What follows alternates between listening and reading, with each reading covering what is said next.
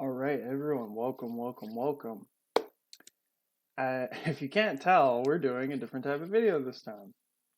So, with the reworking now of Gundam 5e, and a lot of people not understanding how the system works, I thought I would take it upon myself to go through some of the different aspects of the game with you guys. So, I'll link everything down below in each video because this will be a multi-series thing. But once you click on Gundam G5e or Gundam 5e, you will be met with this beautiful splash page where, when you scroll down a little bit, the most accessible adaptation of Gundam to tabletop role playing. Gundam 5e, aka Mobile Suit Gundam role playing game, is a full conversion for Dungeons and Dragons 5th edition set in the Gundam universe. If you want to help contribute to this conversion, join one of the most active communities at the links below. So you get a bit more of some of the behind the scenes. Midnight Hatter, the direct creator and founder and main lead upon everything, where he gives about what he wanted to do. Then, as you scroll down, way at the bottom, you can even see where he talks about the massive overhaul, welcoming to G5e, and a bit of outdated warships, but if you still wanted to check them out. So, the first thing you are going to want to do when going to make a character is you're going to want to head to Resources, Assets, and Character Sheets. It's the first place that we're going to want to go. And then once that loads, you're going to want to scroll down, click on this directly,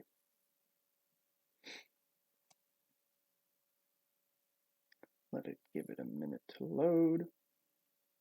Now, as you can see, the sheet is 4 pages long. Do not get afraid by it. So we're going to go back for a quick second. I'm going to open it up in a second window. And we're going to go through. So here, let's just say, let's go with Alex Boone. And player name shall be Legion. All right. So what you're going to want to look at next is you're going to want to click on character creation. It's going to bring you to another menu where you have your base classes, your ability scores, and because some of them are a little bit different in G5e, depending as well on how maybe your DM wants to run it. Then we have some of the new feats, talents, backgrounds, and the optional rule set. So, you're first going to want to go into classes. Now, the first thing you are going to be met with is what race you want to be. So you can either be an Earthnoid or a Space Noid. For this, we are going to make a Space Noid. So, Space Noids range from about 5 to 6 feet tall. Your combat unit size is small. So for if you're ever out of a mobile suit or you're fighting mobile suits out of mobile suits, makes sense. Your base walking speed is 10 meters. So we're going to come back to the sheet. We're going to put 10m. Ability score increase. Our intelligence increases by 1, and our wisdom score increases by 1. So we are just going to put the 1 here and the 1 here for now. Now, we get skills. 2 proficiency skills of our choice. So what I like to do as well, I just tick off the first 2 so that I know that I have 2. And then we gain 1 feat. So I'm just going to put feat here. And of course, if we go back and look at Earthnoid, same thing, 5 to 6 feet tall. Your combat size is small. Walking speed is 10 meters, but your constitution score increases by 2. You gain 2 proficiency skills of your choice, and you gain 1 feat. So pretty much the ability scores, and I guess some lore, depending on your DM, will give out. Now, we are going to come to an online roller. Very simple. And we are going to roll for our stats.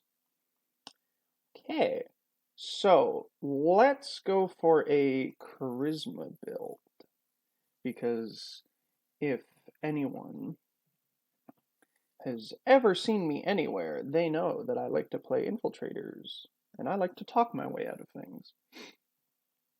Let's give them some good stats. Then an 11 and a 12. Let's make this a 12.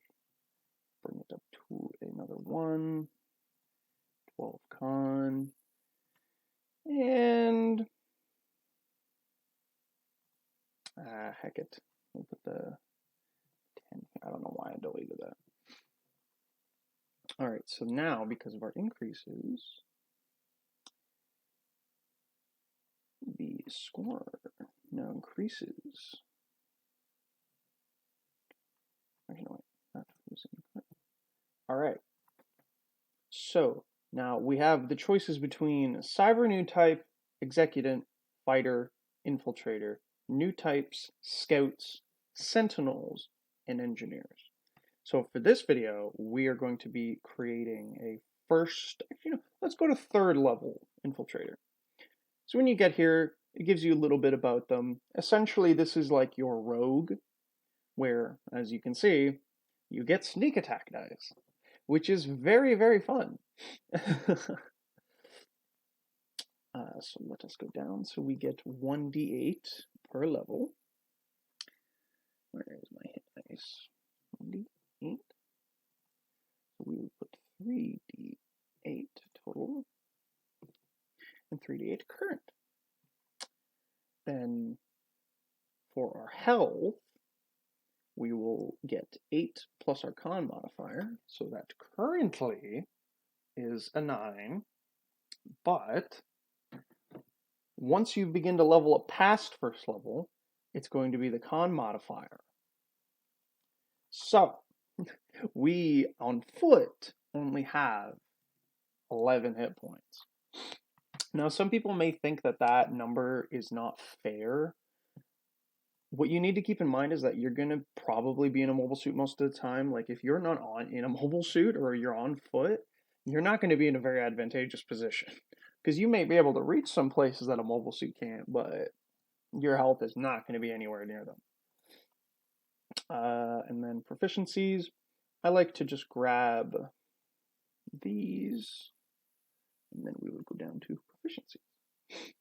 So, for example, light armor, as you may see, actually, do they get armor? No, they do not.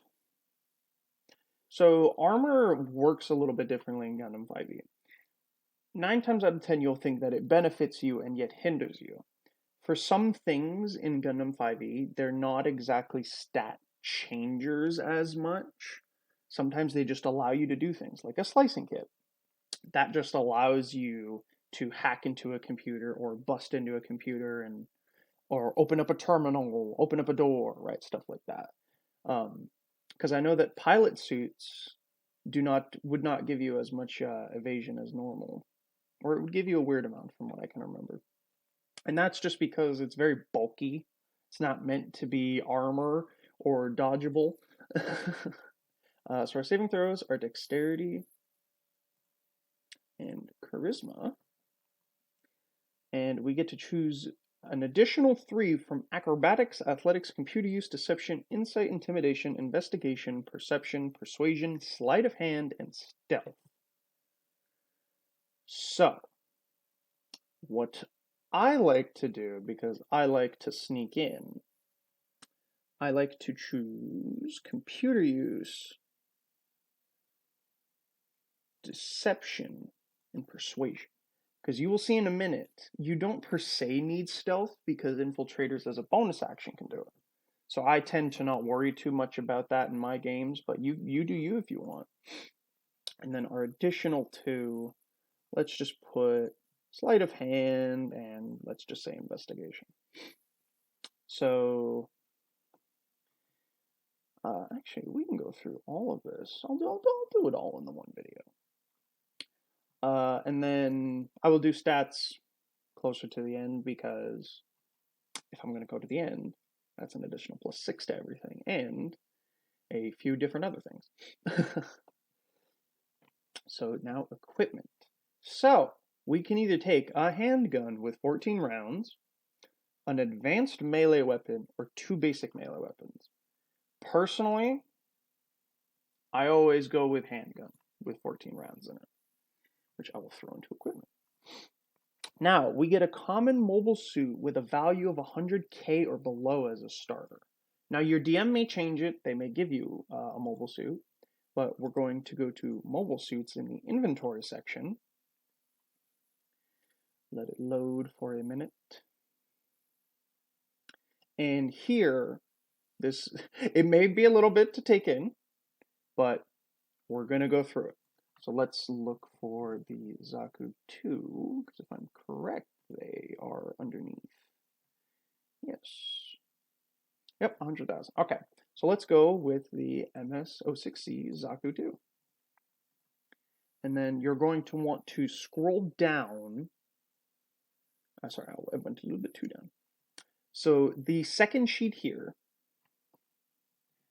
is your sort of hangar section, as you can see. So you can store about 4 mobile suits. Typically, you won't have more than 4. You'll either lose 1, sell 1, maybe you do something else with it. But typically, you'll only have about 4 in rotation with ship sizes and group dynamics. And the Zaku has a 50 land speed, a 0 midair, I know for a fact, a 50 0G, and a 30 amphibious. Okay, so we have those numbers in. Now, the part that I see some people get stuck on for Gundam 5e is these stats right here. So, where some of you may be wondering, why does it have a 12 strength modifier? Or why does it have ability score? In Gundam 5e, when you are in your mobile suit, you will begin to use your mobile suit stats. So, as you can see, piloting a Zaku 2 is not very fun. It certainly is not the greatest thing to pilot. And as you can also see in its armor section, which we will get to in a minute, it's not very high when you look at some of the other things on this list. So it's got a 12 here as well, and a 10. So, another thing. When you are in mobile suit combat, threshold is maybe a new mechanic to some of you. What threshold is let's say I roll 9 to damage the Zaku 2. They will not take that damage. If it is under the threshold number, which is 10 for most things, then the damage will not go through. So you can't chip away at something, right? So either you got to hit it really hard or so many times. Where is it again? I like to usually just put threshold here. But typically, since it's so universal that everything has 10, unless you're like a combat craft, like a tank plane, you don't have to put it in. I'm just going to put it in for now. So you will notice as well that some of these have immunities. It's very simple. The Zaku itself cannot take psychic or poison damage, which are not per se common, but you may run into it in your game. Your DM may pull out something. So I like to put it here. Some other things as well do have resistances and some other immunities. But you will see generally psychic and poison will always be there. Now, the second section here, grenade, we will copy that. And you can put this really wherever you want, but for anything that is in this second bar, that is your fixed equipment. So no matter what you buy or what you put onto this Zaku 2, you will always have a grenade. Of course, your DM may say that you run out after throwing like 5 of them, or however they would like to do it. But those come stock on the mobile suit. Now, its armor is 95. You may think that's quite a large number. It really isn't in the grand scheme of the game, because a lot of things do like 4d6, 4d8, 5d8. They're the strong, like one of the strongest weapons in the game is the anti-ship sword, which does about 60-10 anti-large. So it's, but again, we will get to those in a minute. But now the other part to this. So the Zaku has a evasion, which is your armor class, of an 11. Now, what some people don't know or just miss out when reading the rule book is that you add your dex, your pilot dex modifier to your evasion if you are proficient in the mobile suit. So we're proficient in general MS. And since the Zaku is a general mobile suit, we can put that here, we now get a 13 to our evasion. It's not a lot, but it does start to help out. And of course, you can equip shields, or you may find a skill or anything else that may help to buff your evasion. Some mobile suits just have a really high evasion. What else? Oh yeah, size is just a medium, as we can see right here. And for the mobile suit, so you'll see here as well that there's a blank one. That is for if a mobile suit has a feature. So let's see if any other Zaku's here. So yeah, here. So for some units, they have a fixed loadout. So that means that you can't put new stuff on it. So this unit cannot equip additional weapons normally. By expending one upgrade slot, you may add the hands-free tag to any standard mobile suit weapon and mount it to this unit. Now, most of these also just have 2 upgrade slots. Not many things get other stuff. But yeah. Let's close these. Let's go back to the class. So we either get an advanced mobile melee weapon, or a basic mobile melee weapon. So now let's go open up the inventory again. Mobile suit weapons is where we're going to go. And let it load. All right. So, again, you may be a little bit alarmed, but you have the name, the range, because some of these do have either reach or eventually once we get to ranged weapons, as you can see. And the cost if you're going to buy them, any ammunition, as you can see, the damage dice, the damage type, the type of weapon, and then the properties.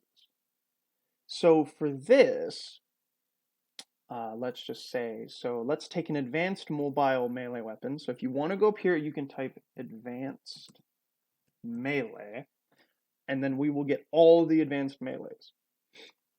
Now, your DM may limit you depending, because if we open up here, we can see that weapons have rarities now. So it's to help your DM understand how either like strong or, should I give this as a reward, as a basic looting option? Is it a little bit harder to find? But here, let's go with the good old Efreet Heat Sword. So we will come back here. It may be a little bit hard to see, but I'll zoom in. So we can come to our weapons here.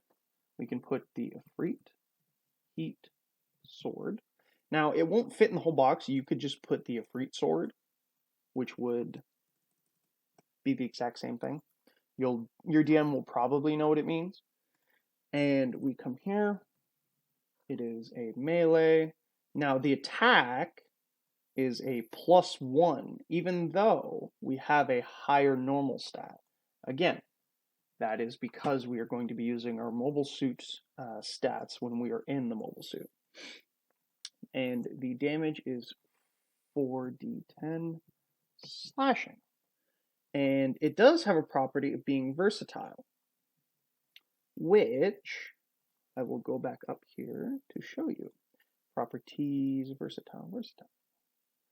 You can read all these as well, because there's quite a few of them that are new. There are some that are old. But versatile is a weapon can be used with 1 or 2 hands. A damage value in parentheses appears with the property. The damage when the weapon is used with 2 hands to make a melee attack.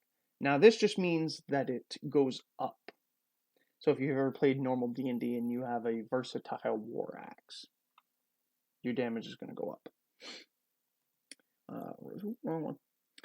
And for that, all right, so we have that weapon done, and then we get a basic ranged. So let's look at basic ranged.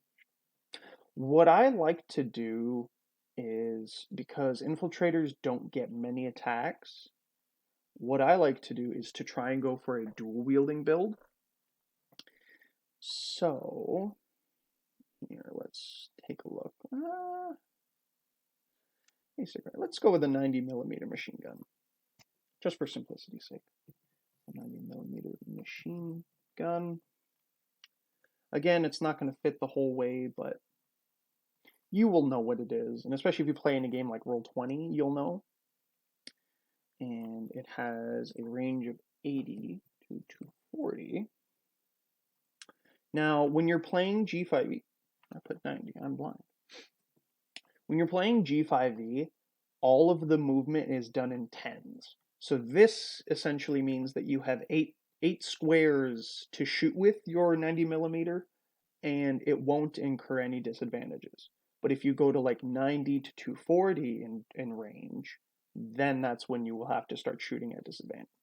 Now, if you're a artillerist with like the sniper feat, you don't have to worry about that. But for most builds, you're going to have to try to keep that in mind. So we have a +1 because, again, our dex is lower in our mobile suit. And then we take 4d10 ballistic damage.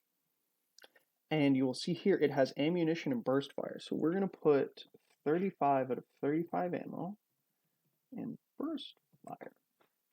Now what burst fire does, I will also open up properties once more. A weapon that has the burst fire property can make a single target attack, or it can spray a 2 20-meter cube area within normal range with shots. So essentially that 2 is just a 4x4.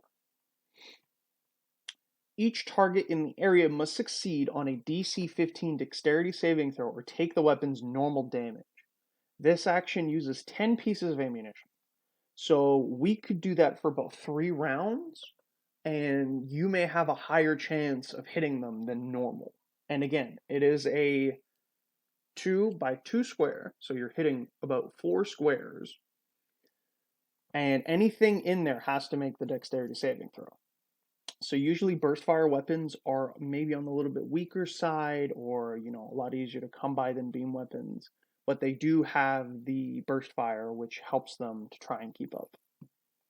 Now we get also just a pocket knife. So we can zoom out, come back to here, and a pocket knife. Now we can begin to get into our special stuff. So for sneak attack, beginning at first level, you know how to exploit a foe's distraction. Once per turn, you can deal an extra 1d6 to one target you hit with an attack if you have advantage on the attack roll. The attack must be made with a weapon with the finesse property or a ranged weapon. So sneak attack works very well in conjunction with finesse builds. I currently have one in a Zeta game as well. Typically just because, since, it either has to be a ranged weapon or a finesse weapon, it makes it a lot easier to do if you're a dex build. You don't have to as well. That's the beautiful thing of G5E, is that your mobile suit can pick up for your human stats in terms of combat.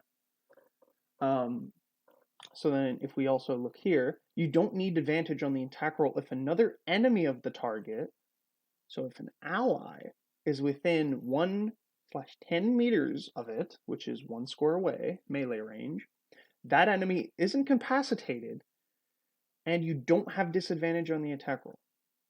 So essentially, as long as you have an ally that is right next to them, or just an enemy of the target, like let's say you're in a Zeta game, your AU fighting Titans and Axis shows up, as long as Axis is right next to them, that's an enemy of the enemy. So then that's another way to beat around sneak attack is if you stay close to your allies. The amount of extra damage dice you get as you gain in this class levels up, as shown in the class table. So we are just going to grab this. And what I like to do, if you're not using the magic classes, which is like new type, cyber new type, I like to put them in the talent section because it's a lot easier. But if we go up, and we're going to be going to level 20, just so I can show you exactly what goes through and explain them all to you. You get an extra 8d6 at that point. So our next little bit is cryptography. So if you essentially, during your training, you learned a secret mix of dialect, jargon, and code that allows you to hide messages in normal conversation. Only a target that understands cryptography can decipher such messages. It takes 4 times longer to convey such a message than it does to speak the same idea plainly. In addition, you understand a set of secret signs and symbols used to convey short, simple messages, such as whether an area is dangerous or whether the people in an area are easy marks. So if you have played normal 5e, you will notice that's exactly what rogues do, which, again, infiltrators are based off them, but it's always nice to have. Now we get to some of our second level stuff. So cunning action. Starting at second level, your quick thinking and agility allow you to move and act quickly. You can take a bonus action to each of your turns in combat. This action can be used only to take the dash, disengage, or hide action. So for infiltrators, that is a very good move because you want to be moving around the map as much as you can. So infiltration specialization. I don't know why I kept going up and down. At third level, you choose a specialization in the exercise of your abilities. Choose either assassin or spy. Your specialization choice grants you features at third level, and then again at 9th, 13th, and 17th level. So what we will do is we will go quickly start that. So assassin is the more combat based because, for example, assassinate, you have advantage on attack rolls against any target that hasn't taken a turn in the combat yet. So again, if you're a high dex build, or you may take a feat to increase that, if you go first, you get advantage on whatever you're hitting. It's not too bad of a deal. And then if we continue down, there is spy, which you are difficult to pin down during a fight. You can move up to half your speed as a reaction when an enemy ends its turn within 1 meters of you. So essentially, if you're in melee combat, you get to move half your movement speed as a reaction, as long as they end their turn next to you, and it does not provoke opportunity attacks. So we're gonna go with spy. So let's go back up here.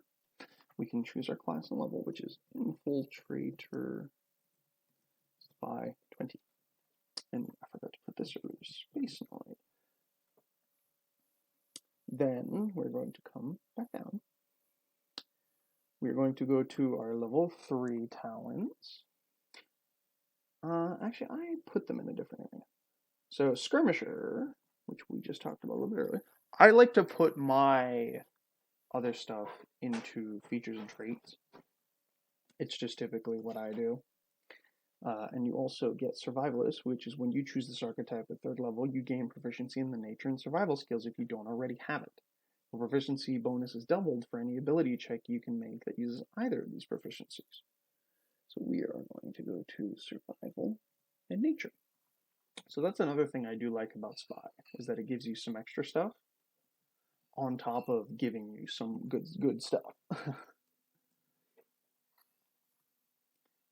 Let us go back. So we're at our level 4 stuff now. Sorry, I forgot. We also get steady aim at third level. So starting at third level as a bonus action, you give yourself advantage on your next attack roll on the current turn. You can use this bonus action only if you haven't moved during this turn. And after you use the bonus action, your speed is 0 until the end of the current turn. So you can essentially just give yourself a free advantage for the cost of a bonus action and not being able to move, which isn't too bad in most situations if you can set yourself up pretty well. And we have ability score increases. I don't think I need to explain these to most if you play D&D, but when you reach 4th level, 8th, 12th, 16th, and 19th, You can increase one ability score of your choice by 2, or you can increase 2 ability scores of your choice by 1. As normal, you cannot increase them above 20 using this feature. Alternatively, you may forego the ability score increase and select a feat from the feats list instead. So essentially, you can get a little bit of extra stuff, or you can get some better stats. Now, we have Delusion, which, beginning at 7th level, you can nimbly dodge out of the way of certain area effects. When you are subjected to an effect that allows you to make a dexterity saving throw to take only half damage, you instead take no damage if you succeed on the saving roll, and only half damage if you fail. So essentially, earlier, if someone's spraying you with machine gun or anything with the burst, that is a free no damage, or just half, which is not really bad. Reliable talent. By 11th level, you have refined your chosen skills until they approach perfection. Whenever you make an ability check that lets you add your proficiency bonus, you can treat a d20 roll of 9 or lower as a 10. That has always been a beautiful skill for me. Because whatever you're doing, you're good at it. It don't matter if you roll lower than a 9. Or sorry, a roll of 9 or lower, you treat it as a 10. Blind Sense. Starting at 14th level, if you are able to hear, you are aware of the location of any hidden target within 2/20 meters of you. So if they're, let's say, behind a corner, again, around 2 squares away from you, you know where they are. So let's say that there's infantry. You know exactly where that infantry is. We have Slippery Mind. By 15th level, you've acquired greater mental strength. You gain proficiency in wisdom saving throws now. So we can go back up, take off wisdom, and boom. Elusive. Beginning at 18th level, you are so evasive that attackers rarely gain the upper hand against you. No attack roll has advantage against you while you aren't incapacitated. I, again, always have found this very beautiful and very useful. They just do not get advantage while you're up. And then we have the last one, which is Stroke of Luck. At 20th level, you have an uncanny knack for succeeding when you need to. If your attack misses a target within range, you can turn the miss into a hit. Alternatively, if you fail an ability check, you can treat the d20 roll as a 20. Once you use this feature, you cannot use it again until you finish a short or long rest. So you get it only once per short or long rest. It's very strong, and up to you if you ever want to use it. That's the beauty of a lot of infiltrator stuff. It's if you want to do it. So we can come back here, and then we have superior mobility. At 9th level, you are unaffected by difficult terrain when on foot. In combat craft, you may add 10 extra meters of movement to its highest movement speed. So that helps you if you're ever on foot and have to steal a tank or anything extra. You will always have it. Ambush Master. Starting at 13th level, you excel at leading ambushes and acting first in a fight. You have advantage on initiative rolls. In addition, the first target you hit during the first round of a combat becomes easier for you and others to strike, which means attack rolls against that target have advantage until the start of your next turn. Which, in turn, means that the first target you hit during the first round of combat, it will have disadvantage. All of your allies will have advantage to hit it until the start of your next turn. So we can put that right below.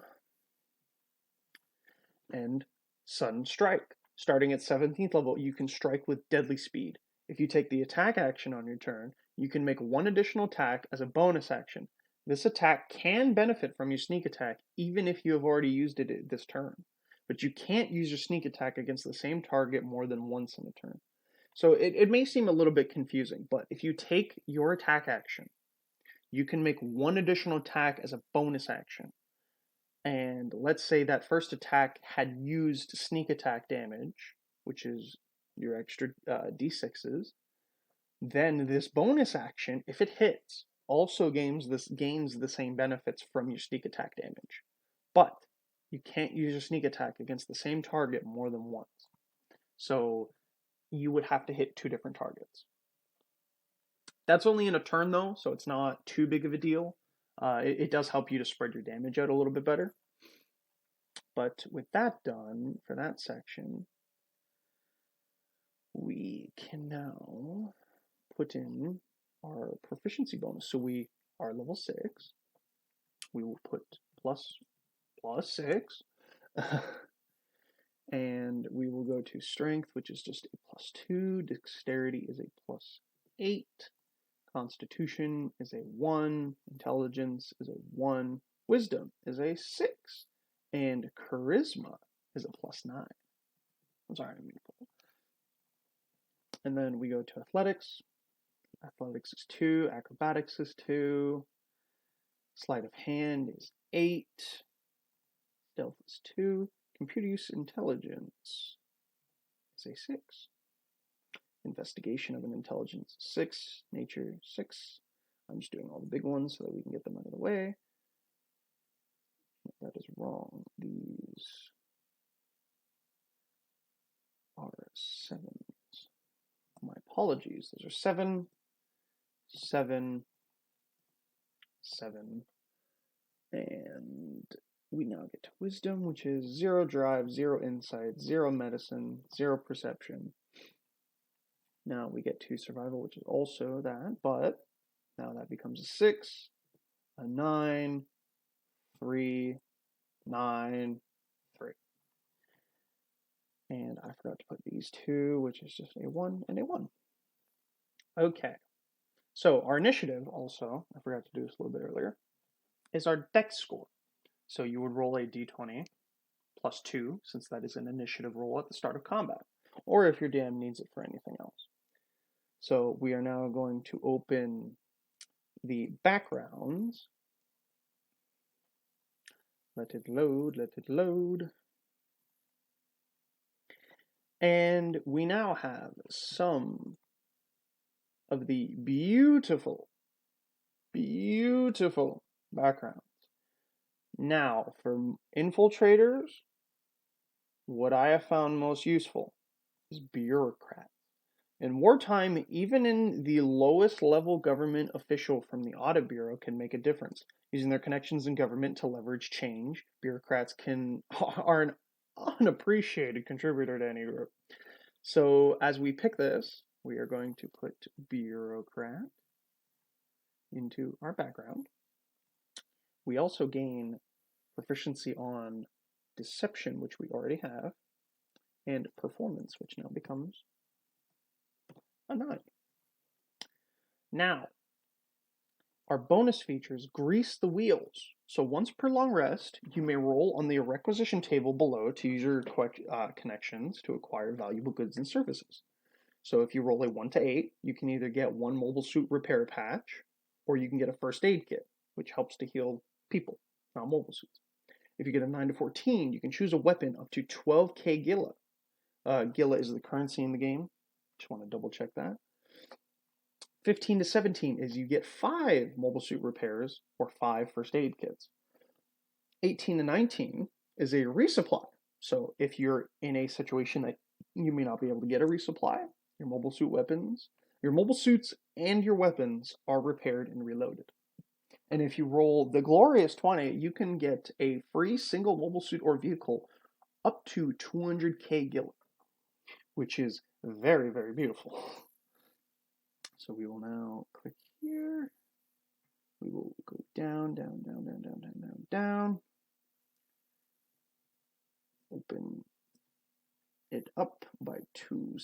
Okay. And then we have it. Grease the wheels. Here, let us roll a d8 to see what our characteristics for this man is. 1 d8. All right. Roll. Okay, there we go. So we got a 5. Our character does not like to get his hands dirty and won't be caught dead in unsuitable accommodations.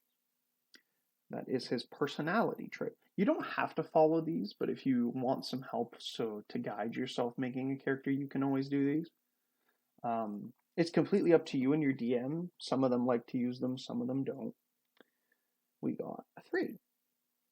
So their ideals is respect. Respect is due to me because of my position, but all people, regardless of station, deserve to be treated with dignity. All right, let's see what the bond is. A 2.